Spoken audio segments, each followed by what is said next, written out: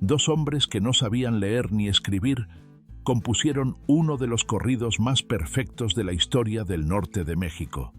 Lo compusieron esa misma tarde, ahí, sin papel, sin lápiz, sin nada que no fuera la memoria y el oído, y décadas de haber escuchado a otros hacer exactamente lo mismo. Y la primera persona que lo escuchó y que entendió lo que era, no lo escribió, no lo preservó, no hizo nada. Porque escribir un corrido de dos peones sin escuela no era, para ese hombre, parte de su trabajo.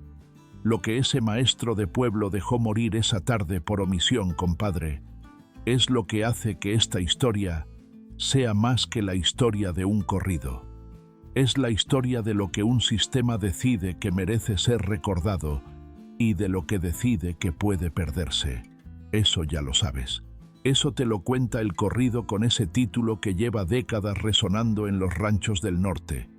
El alazán y el rosillo, la carrera, los dos hombres que no sabían leer ni escribir y que compusieron la canción ahí mismo, esa tarde, como si las palabras y el ritmo y la rima les salieran del cuerpo por instinto. El corrido te lo cuenta como si eso fuera el milagro, que dos analfabetas pudieran crear algo tan bien construido. Pero detrás de ese corrido hay una historia con principio, con medio y con final, que no cabe en una canción. Una historia que empieza mucho antes de esa tarde, que empieza en las noches de rancho, donde esos dos hombres aprendieron a hacer lo que nadie les enseñó en una escuela, porque la escuela nunca llegó a donde ellos vivían.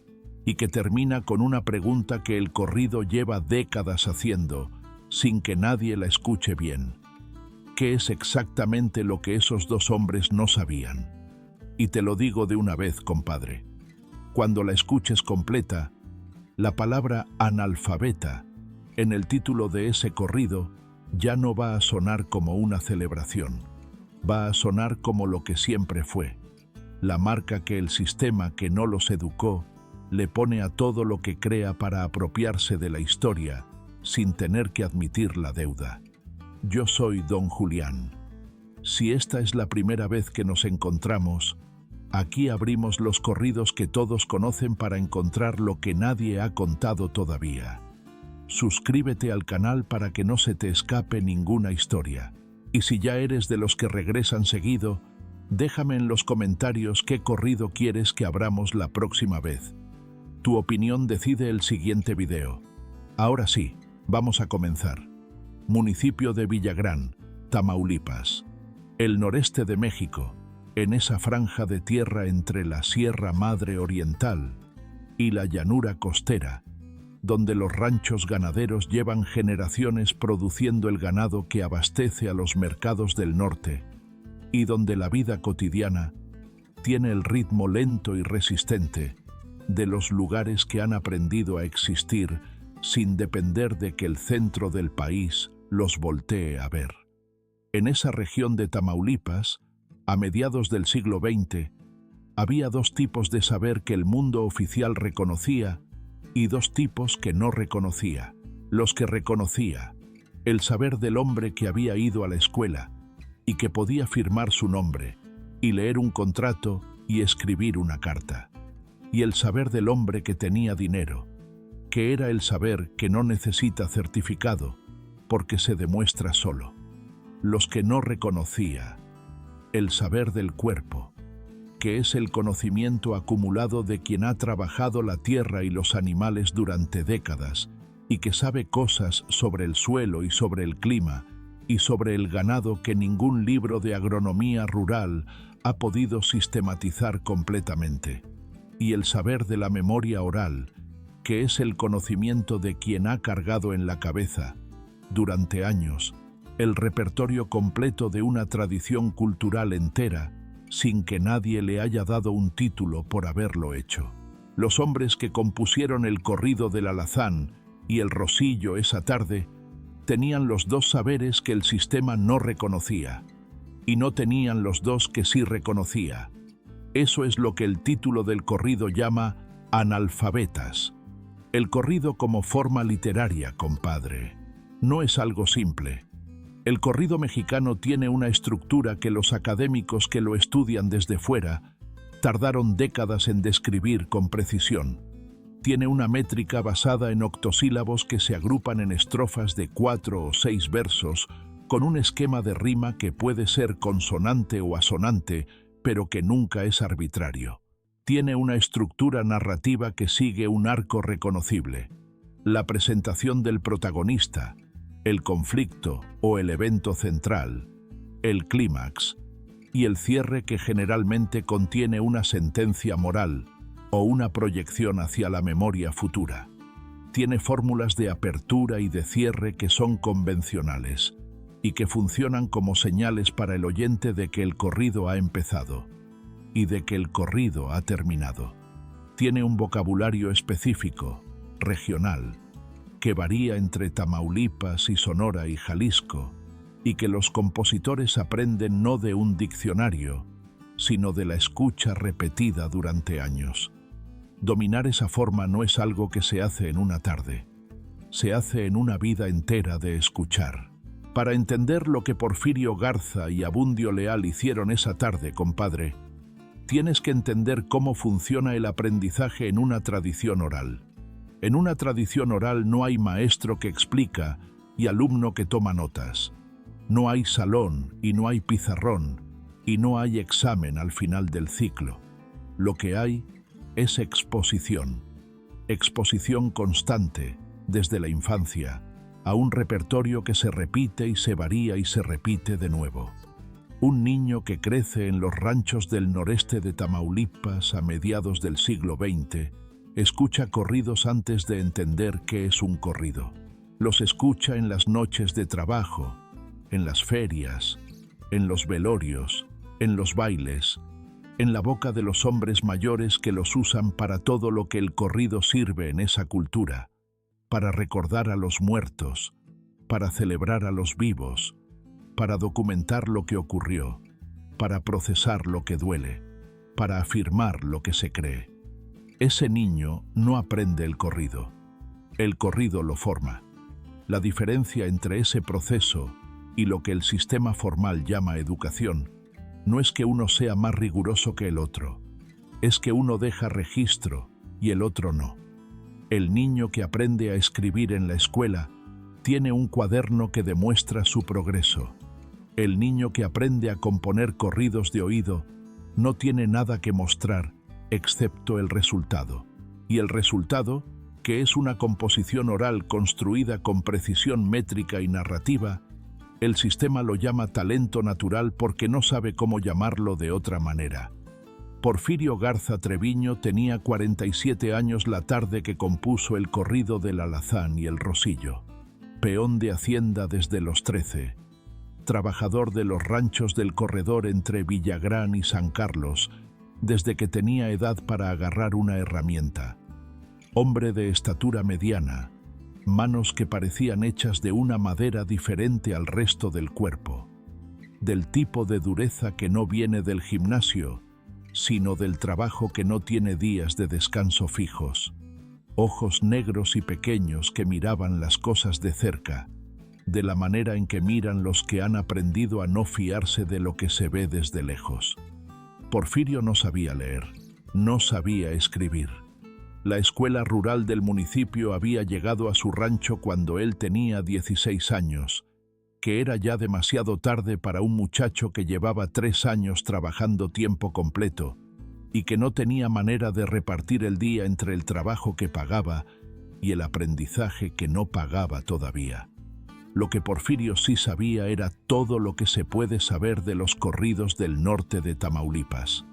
Los sabía de memoria. Los cargaba en el cuerpo desde los 5 años, cuando su padre, que tampoco sabía leer, los cantaba en las noches de trabajo largo para mantenerse despierto.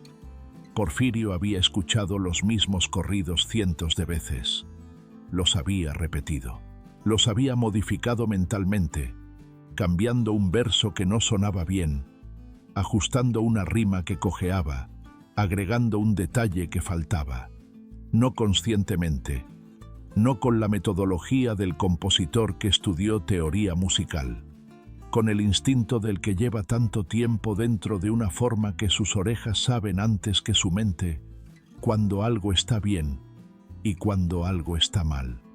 Abundio Leal Cantú tenía 52 años y venía de 2 ranchos más al norte. Lo había conocido Porfirio en las ferias ganaderas del municipio, que eran el espacio donde los peones de distintos ranchos se encontraban 1 o 2 veces al año y donde la información circulaba y los acuerdos se hacían y las rivalidades se establecían y de vez en cuando los corridos se componían. Abundio era más alto que Porfirio y tenía una manera de hablar que los que lo conocían describían como cantar sin música, con un ritmo interno que hacía que sus frases tuvieran el peso y el tiempo de los versos, aunque no estuviera componiendo nada. Era el tipo de hombre que en el vocabulario de la región se llamaba trovador nato, que era el reconocimiento oral de algo que el sistema formal no tenía la terminología para nombrar con precisión. Alguien cuyo procesamiento del lenguaje viene naturalmente modulado por la memoria de las formas que ha escuchado desde niño. Abundio tampoco sabía leer, tampoco sabía escribir. Lo que sabía era diferente al saber de Porfirio, pero complementario. Mientras Porfirio tenía el oído para la métrica, Abundio tenía el ojo para el detalle narrativo. Era el que recordaba el nombre del caballo, el color exacto del pelaje, el nombre del dueño, la distancia de la carrera, el clima de la tarde. Los detalles que hacen que un corrido no sea solo música sino testimonio. Los detalles que, décadas después, son los que permiten a los investigadores verificar que un corrido está describiendo un evento real y no un evento inventado. Los 2 hombres se habían encontrado en esas ferias varias veces a lo largo de los años. No eran amigos íntimos en el sentido de hombres que se visitan y se conocen la familia. Eran el tipo de conocidos que en el norte de México tiene un nombre específico: compadres de feria. Hombres cuya relación existe principalmente en el contexto de los encuentros periódicos del circuito ganadero y que en esos encuentros tienen una continuidad y una confianza que en cualquier otro contexto social tomaría años construir. Habían compuesto juntos antes, no canciones completas, versos sueltos, coplas de una estrofa, el tipo de ejercicio oral breve que en las noches de feria funciona como entretenimiento y como demostración de habilidad. Cada vez que lo habían hecho, los 2 sabían que el resultado era mejor que lo que cualquiera de los 2 hubiera producido solo. No porque la suma fuera mayor que las partes, sino porque la diferencia entre sus habilidades era exactamente la diferencia que una composición buena necesita. Uno con la arquitectura y el otro con los detalles. Esa tarde en las ferias de Villagrán, los 2 hombres habían visto la carrera. La carrera entre el Alazán y el Rosillo fue un evento que la región recordó durante años, no solo por el resultado, sino por las circunstancias que la rodearon. No era una carrera programada. Era el tipo de carrera que nace de una apuesta entre 2 hombres que tienen dinero suficiente para apostar y orgullo suficiente para no dar marcha atrás una vez que la apuesta está hecha. El Alazán pertenecía a don Severo Cantú Maldonado, ganadero del municipio de Mainero, con tierras propias y con la reputación de hombre que no perdía en nada que se involucrara a fondo.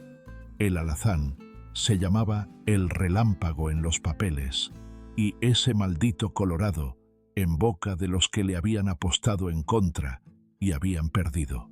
Era un animal de 4 años, de esos alazanes encendidos que en el sol del norte de Tamaulipas parecen tener su propio fuego interno, con una historia de victorias en los circuitos regionales que hacía que apostar contra él fuera el tipo de decisión que la gente tomaba con más orgullo que con razonamiento.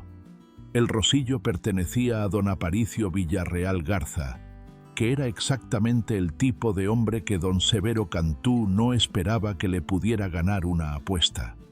No porque Aparicio fuera menos que Severo, en ningún aspecto esencial, sino porque Aparicio era más callado, más discreto, y porque su rosillo llegó a las ferias de Villagrán sin el historial anunciado y sin el precio que acompaña a los animales que llegan con anuncio.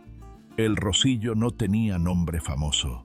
Lo llamaban simplemente el rosillo, con la directidad de los que no necesitan adornar lo que habla por sí solo.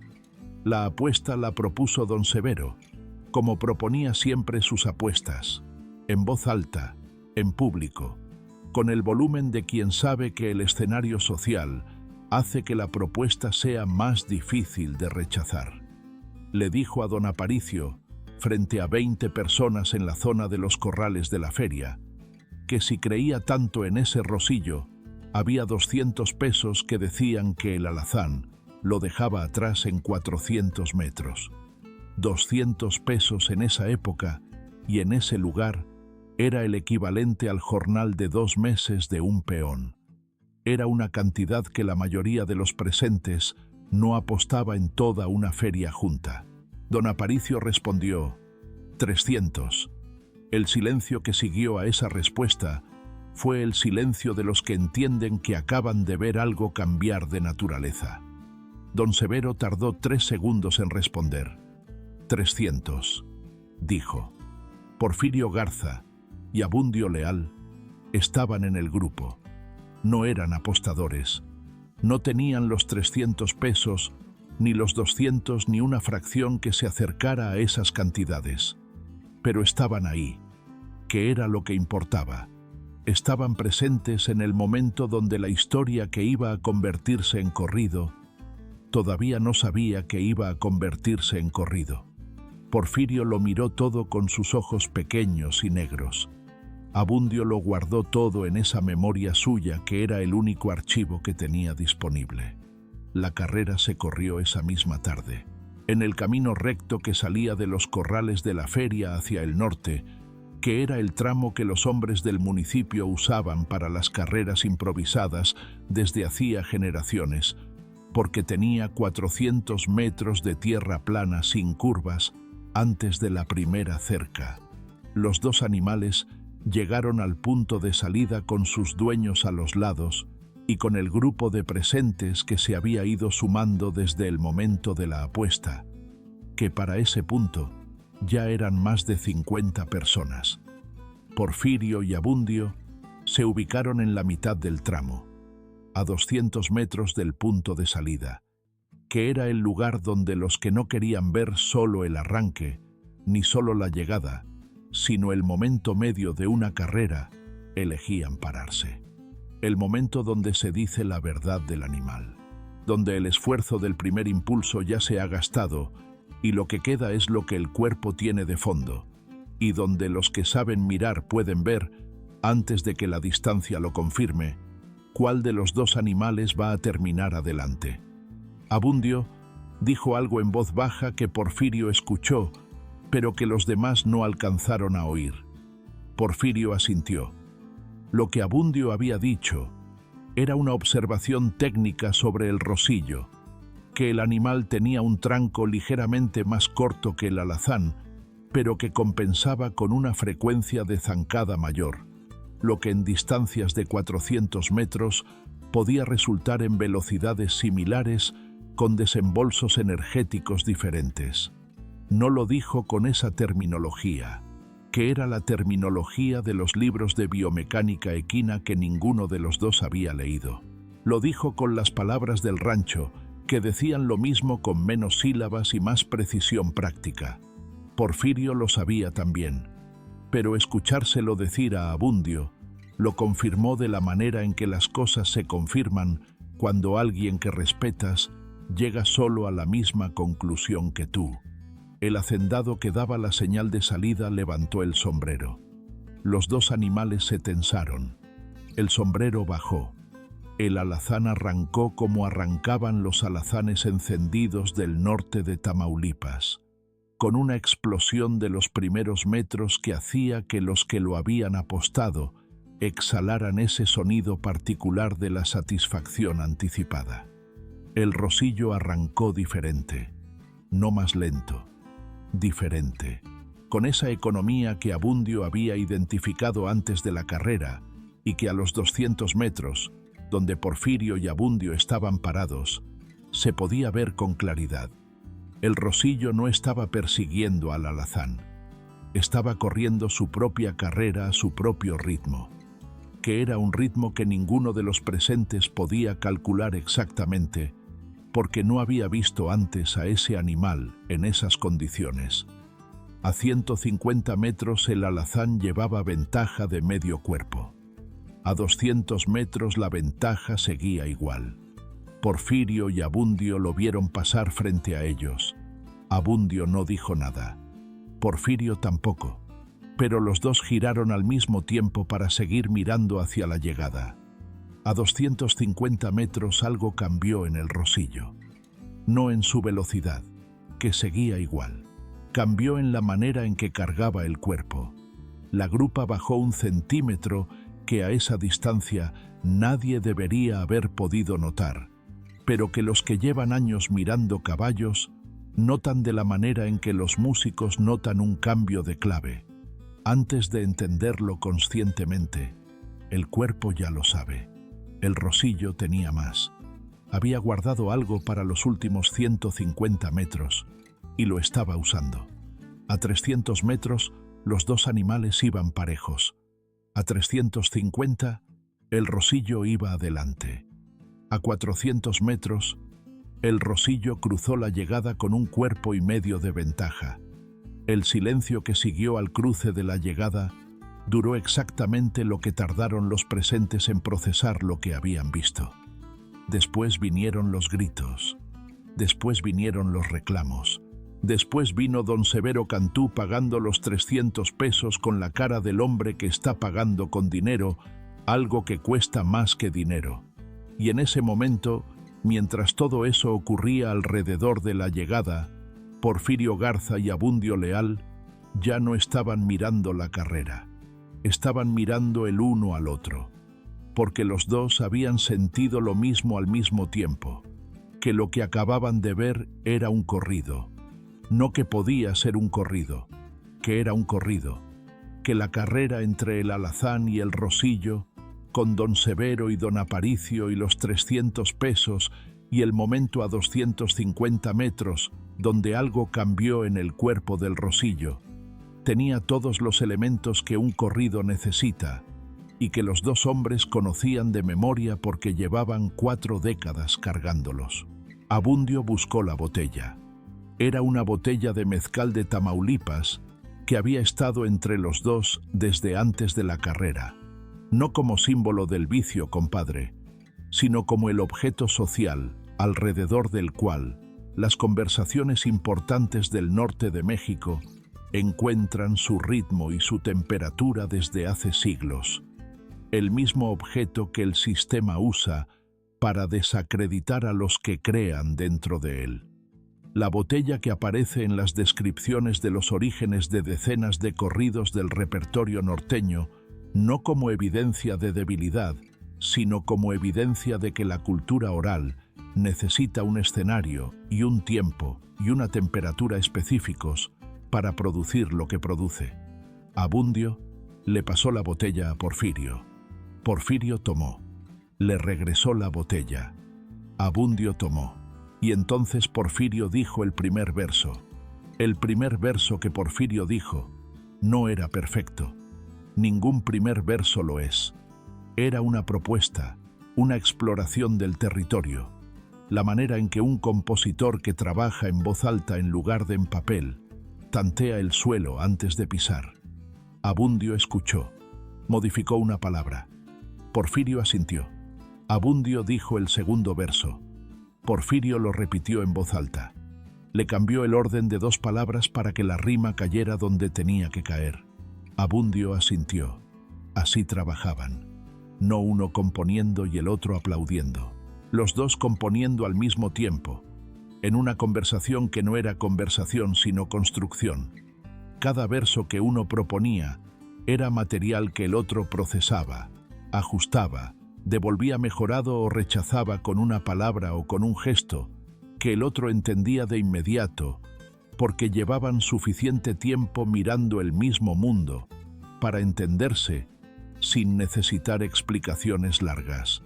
El proceso que los académicos que estudiaron el corrido décadas después llamarían composición colaborativa en tradición oral era, para Porfirio y Abundio, simplemente lo que hacían cuando había algo que valía la pena recordar. Había una disciplina en ese proceso que los que no la han visto de cerca tienden a subestimar. Cuando Porfirio proponía un verso que rompía el esquema de rima, Abundio lo corregía de inmediato, sin dudar, con la seguridad del que no necesita contar sílabas porque las siente. Cuando Abundio proponía un detalle narrativo que era preciso pero que no cabía en el octosílabo sin forzarlo, Porfirio encontraba la forma de comprimir la información sin perder el dato. Era la negociación constante entre el contenido y la forma que cualquier poeta conoce, con la diferencia de que Porfirio y Abundio la hacían en voz alta, en tiempo real, sin borrador y sin la posibilidad de volver atrás a corregir lo que ya había salido de la boca. En escritura, compadre, puedes tachar. En composición oral no puedes tachar. Lo que dijiste ya está en el aire y ya está en la memoria de los que escuchan. Eso obliga a un nivel de precisión desde el primer intento que la escritura no exige de la misma manera. Porfirio y Abundio lo sabían. Lo habían sabido toda la vida. Era la condición natural de su forma de crear. El maestro de escuela del pueblo se llamaba Eusebio Maldonado Reyes, 41 años. Había llegado al municipio de Villagrán desde Monterrey 6 años antes, con su título de normalista y con la misión que el sistema educativo del México posrevolucionario les daba a los maestros rurales: llevar la instrucción formal a los lugares donde no había llegado todavía. Eusebio Maldonado era un hombre culto en el sentido específico en que el México de mediados del siglo XX usaba esa palabra. Había leído los libros que el sistema consideraba importantes. Conocía la historia oficial. Podía escribir con corrección y podía leer cualquier documento que le pusieran enfrente. Tenía el tipo de formación que le permitía moverse con autoridad en el mundo de los formularios y los registros y los trámites que la vida oficial requería. Lo que no tenía era el oído para el corrido.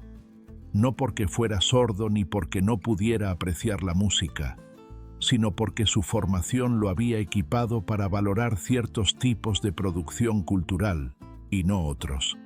El corrido, en el mundo académico del México de su época, no era literatura, era folclore. Era el material que los antropólogos recogían en el campo y que los musicólogos catalogaban en los archivos de las instituciones. No era lo que un maestro normalista consideraba parte de su misión cultural preservar en el momento de su creación. Eusebio Maldonado estaba en la feria ese día. Había visto la carrera. Había escuchado el alboroto de los 300 pesos y del resultado inesperado. Y una hora después de que terminó la carrera, mientras caminaba de regreso hacia el centro del pueblo, pasó junto a Porfirio y Abundio, que estaban sentados en el borde de una barda baja, con la botella de mezcal entre los dos, trabajando en voz alta en lo que ya llevaba 3 estrofas completas. Eusebio se detuvo. Escuchó durante un momento. Lo que escuchó era, métricamente, un corrido bien construido. Los octosílabos estaban en su lugar. El esquema de rima era consistente. La narrativa seguía el arco que el corrido requiere. Presentación de los protagonistas, descripción de la apuesta, desarrollo de la carrera, resolución.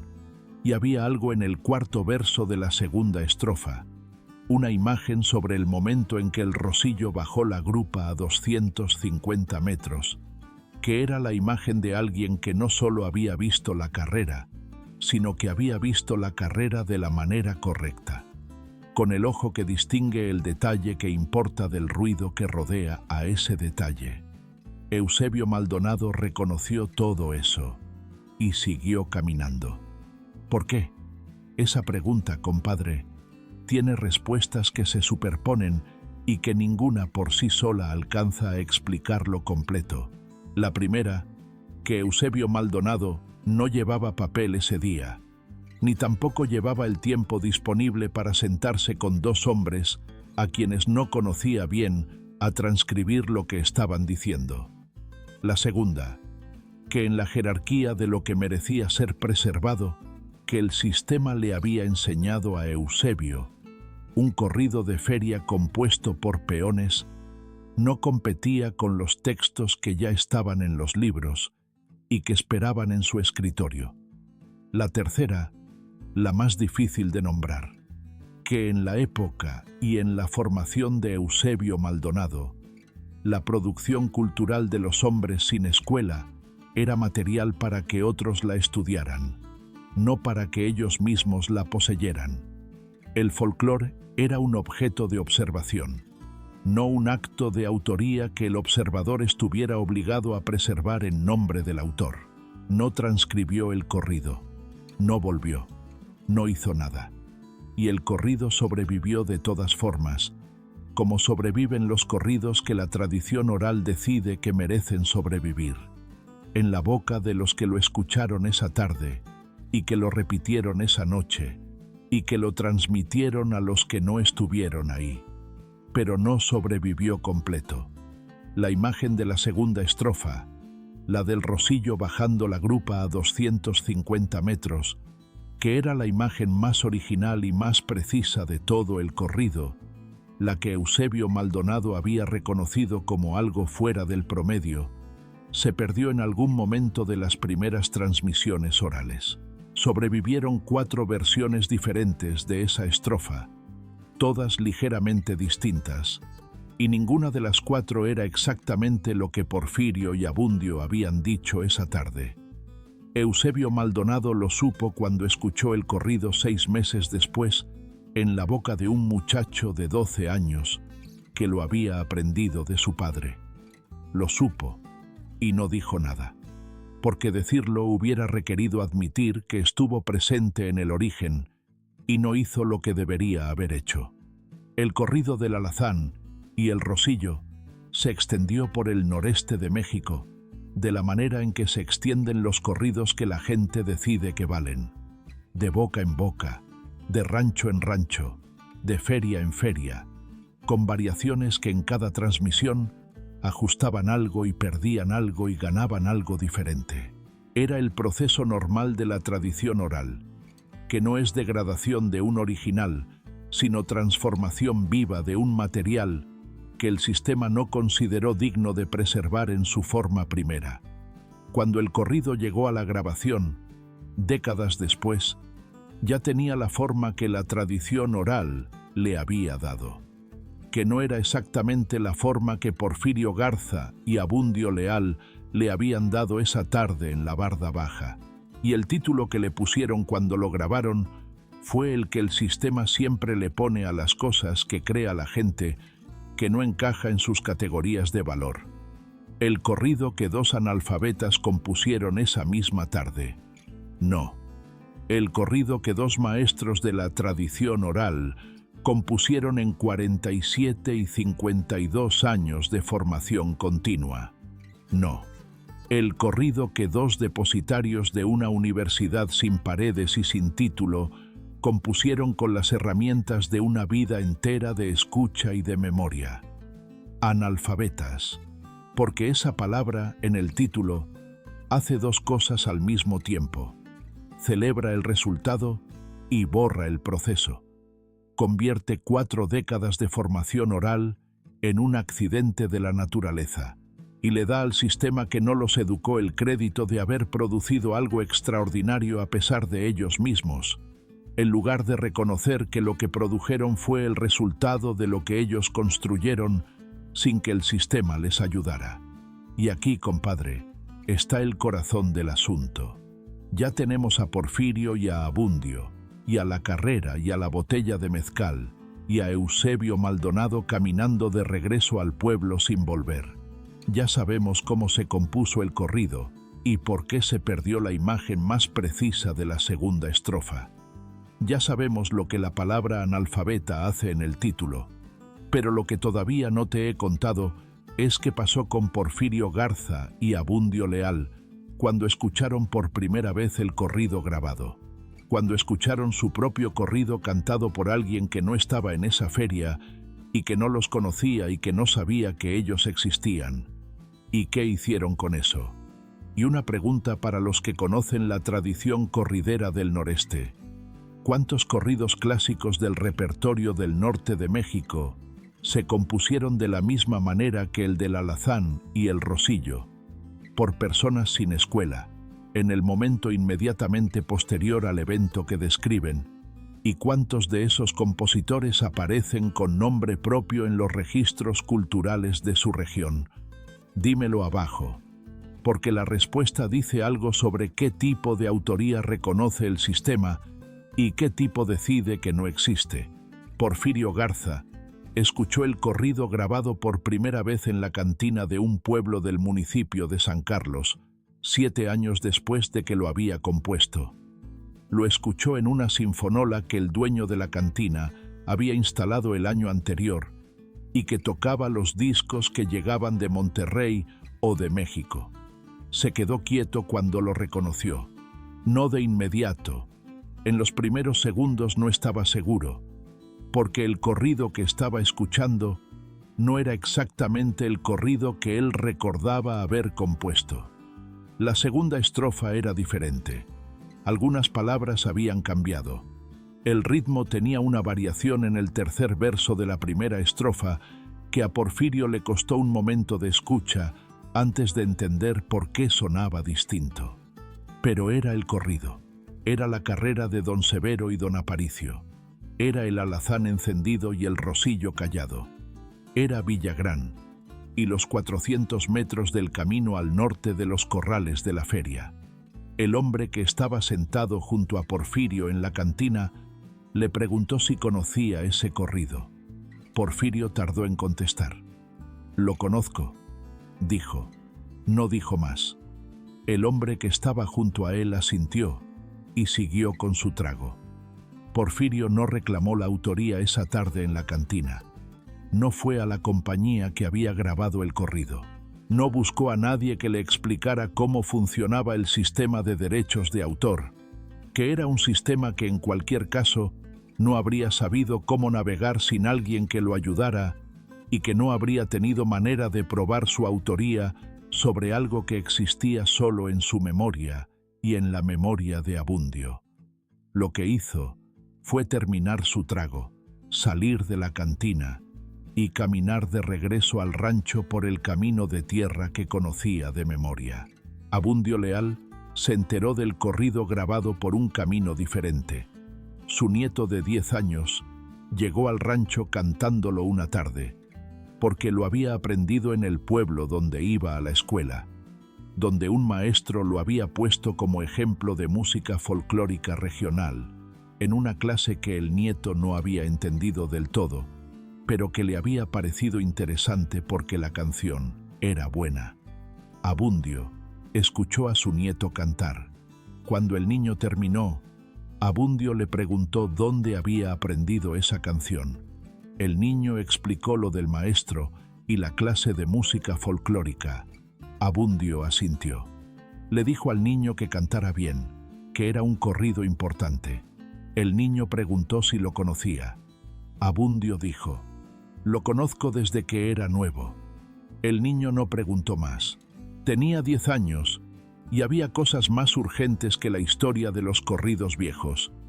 Los dos hombres hablaron una vez sobre el asunto, en las ferias del municipio 3 años después de que Porfirio escuchó el corrido en la cantina de San Carlos.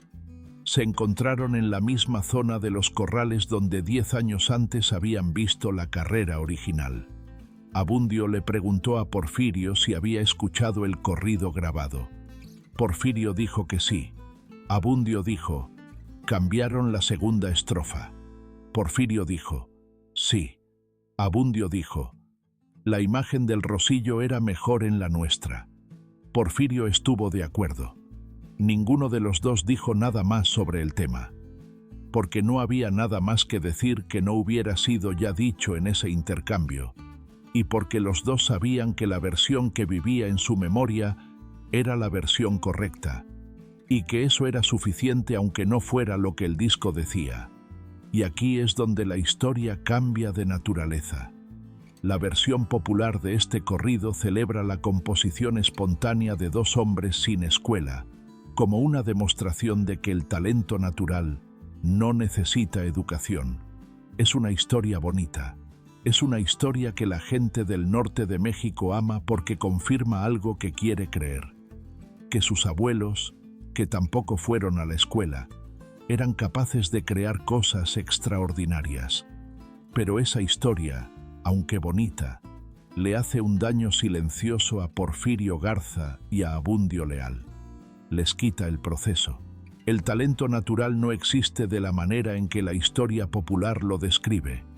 No existe el don que aparece sin historia, sin trabajo, sin formación.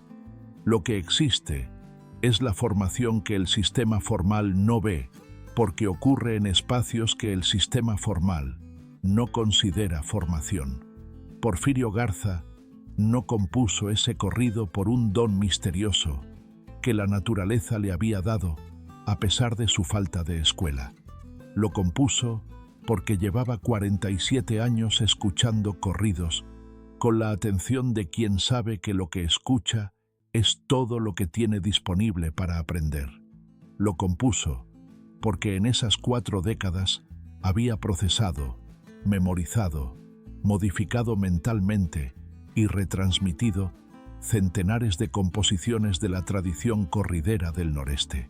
Lo compuso porque su oído era el instrumento de precisión que resulta de 4 décadas de práctica sostenida en una forma específica. Abundio Leal no lo compuso por analfabeta inspiración. Lo compuso porque tenía el mismo tipo de formación y porque además tenía un don para el detalle observacional, que en cualquier otra forma artística hubiera sido reconocido sin dudar como habilidad técnica de primer nivel. Llamarlos analfabetas como si eso explicara algo sobre cómo compusieron ese corrido es como llamar desempleado a un matemático que no tiene trabajo. La etiqueta describe una ausencia en el sistema y la presenta como una descripción de la persona. Define a alguien por lo que el sistema no le dio, no por lo que esa persona construyó por su cuenta. Lo que los hizo extraordinarios no fue lo que no tenían, fue lo que tenían. Y lo que tenían no se llama talento natural, se llama educación, solo que era una educación que el sistema de su época no sabía cómo certificar.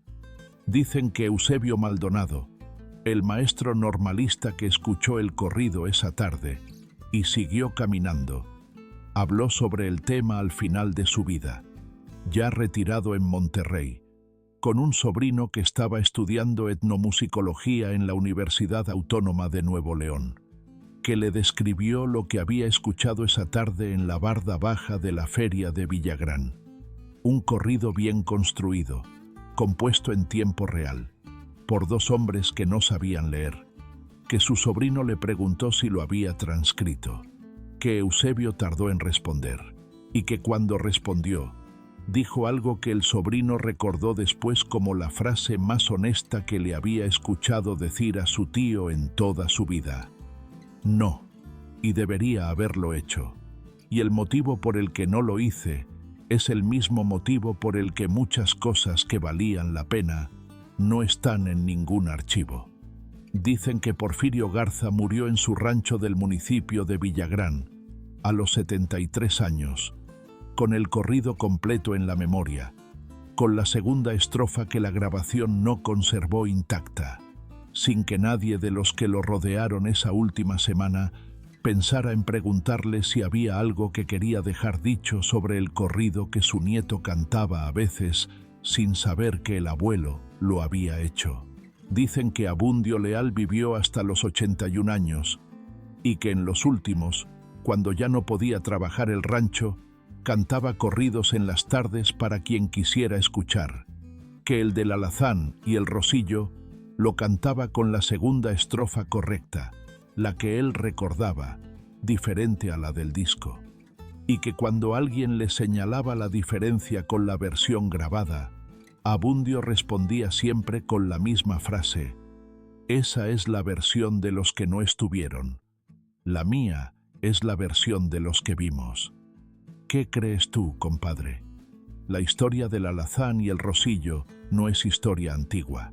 Está pasando ahora, en los estudios de grabación caseros de la colonia Doctores en la Ciudad de México y en los cuartos de Tijuana, donde los productores de corridos tumbados aprenden a hacer música con computadoras que compraron en parcialidades y con software que descargaron de Internet.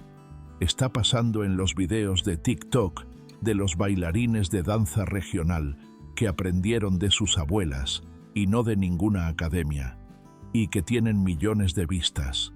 Está pasando en las letras de los raperos de Ecatepec, que llevan 15 años perfeccionando una forma que ninguna escuela de letras les enseñó y que las mismas escuelas de letras van a estudiar dentro de 20 años como objeto de investigación académica.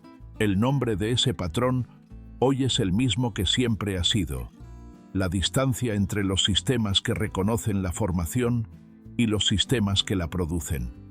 El rap que sale de las vecindades de La Guerrero no espera el reconocimiento de las instituciones culturales para saber que es válido, pero el reconocimiento institucional sí llega, eventualmente, con el retardo que le toma al sistema formal procesar lo que la cultura popular ya resolvió hace años. Y cuando llega, compadre, llega con el mismo tipo de lenguaje que el título del corrido del alazán y el rosillo. El lenguaje que celebra el resultado borrando el proceso. El músico autodidacta. El artista sin formación académica. El creador que surgió de la nada. La nada, que en realidad son décadas de trabajo y de escucha y de práctica en espacios que el sistema no consideró dignos de registrar. Hay un investigador de la Universidad Autónoma de Tamaulipas, en Nuevo Laredo, que lleva 12 años reconstruyendo el repertorio corridero del noreste de México del siglo XX. Se llama el doctor Rogelio Hinojosa Treviño, y en 2022 publicó un artículo en la Revista de Musicología Mexicana donde describe el caso del corrido del alazán y el rosillo como uno de los ejemplos más claros de lo que él llama autoría dislocada, la condición del corrido cuyo compositor original no figura en ningún registro, porque el sistema de preservación de su época no consideró que ese tipo de autoría requería ser preservada. El artículo del doctor Hinojosa tiene 42 páginas. El corrido que describe tiene 3 minutos. Los dos dicen lo mismo, solo que el corrido lo dijo primero. 2 hombres se sentaron en la barda baja de la feria de Villagrán, Tamaulipas, con una botella de mezcal entre los dos, y con 47 y 52 años de formación oral en el cuerpo, y compusieron en esa tarde uno de los corridos más precisos del repertorio del noreste de México. Lo compusieron sin papel, sin lápiz, con la única herramienta que el sistema de su época les había dejado disponible: la memoria y el oído, y las décadas de trabajo que ningún título certifica, pero que el resultado demuestra. Por eso cantamos, para que la palabra analfabeta en el título de ese corrido deje de ser una celebración del accidente y se convierta en lo que siempre debió haber sido: una pregunta sobre qué tipo de escuela cuenta y qué tipo de escuela el sistema decide que no cuenta. Para que Eusebio Maldonado, el maestro que siguió caminando esa tarde, sea parte de esta historia con el peso que merece, no como el villano que destruyó algo, sino como el espejo exacto de lo que todos hacemos, cuando el sistema en el que vivimos nos ha enseñado que ciertas cosas no merecen el trabajo de preservarlas. Para que Abundio Leal, que murió cantando la versión correcta de la segunda estrofa, sea recordado como lo que era, un maestro que no tuvo alumno que lo transcribiera a tiempo. Acabas de escuchar a don Julián. Gracias por quedarte hasta el final, compadre. Ahí en tu pantalla hay otra historia. Dale clic ahora. Te espero del otro lado.